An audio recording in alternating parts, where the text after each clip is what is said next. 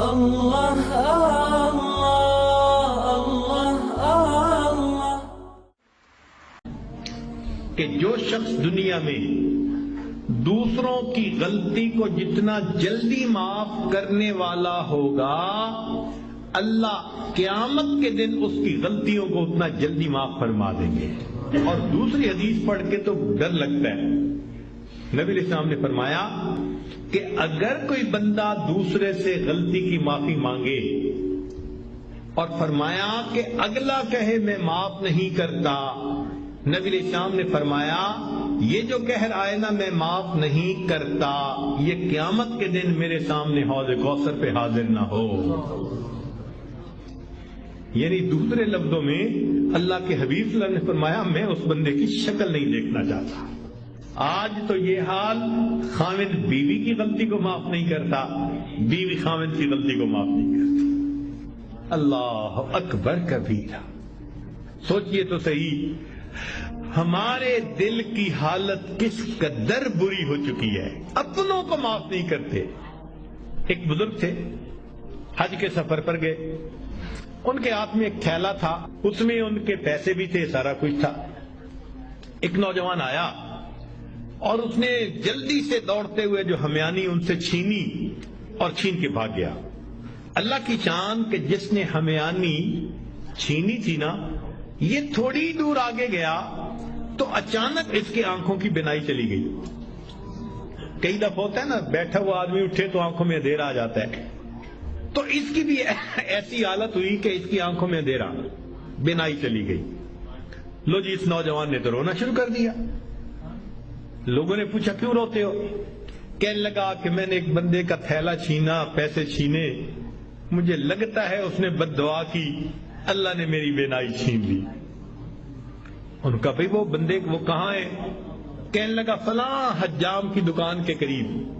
تو جب اس بندے کو بتایا کہ بھئی وہ بڑے میاں آ گئے، لوگوں نے بھی کہا معاف کر دیں، نوجوان نے بھی کہا پلیز مجھے معاف کر دیں، وہ کہنے لگے میں نے تو اسی وقت ہی معاف کر دیا تھا۔ وہ کہیں جی یہ آپ کے سارے پیسے لے کے بھاگ گیا اور آپ کہتے ہیں میں نے اسی وقت معاف کر دیا تھا۔ وہ کہنے لگے ہاں مجھے خیال آیا تھا جس کی وجہ سے میں نے اسی وقت معاف کر دیا تھا۔ تو لوگوں نے پوچھا کیا خیال آیا تھا؟ تو وہ بڑے میاں کہنے لگے کہ جب یہ میرا تھیلا لے کے بھاگ گیا تو میرے ذہن میں خیال آیا قیامت کا دن ہوگا اور میں اگر اللہ کے سامنے مقدمہ پیش کروں گا تو اس بندے سے حساب لیا جائے گا، اور جتنی دیر میرے اور اس کے مقدمے کے فیصلے ہونے میں لگے گی، آقا صلی اللہ علیہ وسلم نے فرمایا میں امت کا حساب مکمل ہونے سے پہلے جنت میں نہیں جاؤں گا۔ تو خیال آیا کہ جتنی دیر میرے مقدمے میں لگے گی، میری وجہ سے میرے آقا صلی اللہ علیہ وسلم کو جنت میں جانے میں دیر لگے گی، میں نے معاف کر دیا، نہ مقدمہ پیش ہوگا نہ میری وجہ سے میرے آقا کو دیر لگے گی۔ آج ہماری اگر یہ سوچ بن جائے تو ہم ہر ایک کو معاف نہ کر دیں کہ ہماری وجہ سے تو ہمارے آقا کو دیر نہ لگے نہ جنت میں جانے میں۔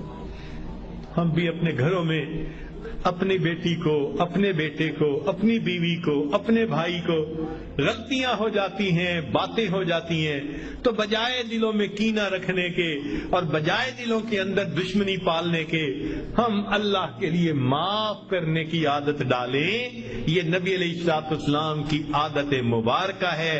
اللہ ہمیں اس سنت پر عمل کرنے کی توفیق عطا فرمائے، اور اس کے بدلے اللہ قیامت کے دن ہمارے قصوروں کو معاف فرما دے۔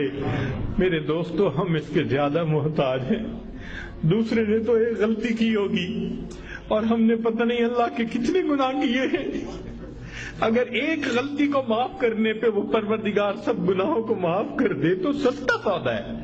اس لیے جب بھی کوئی معافی مانگے یا نہ بھی مانگے، اللہ کی رضا کے لیے اللہ کے بندوں کو معاف کر دیا کرو۔ اللہ تعالی ہمیں اس صفت کے ساتھ بقیہ زندگی گزارنے کی توفیق عطا فرمائے۔ وآخر دعوانا ان الحمد للہ رب العالمین۔ لا الہ الا اللہ، لا الہ الا اللہ، لا الہ إلا الله لا إله إلا الله لا إله إلا الله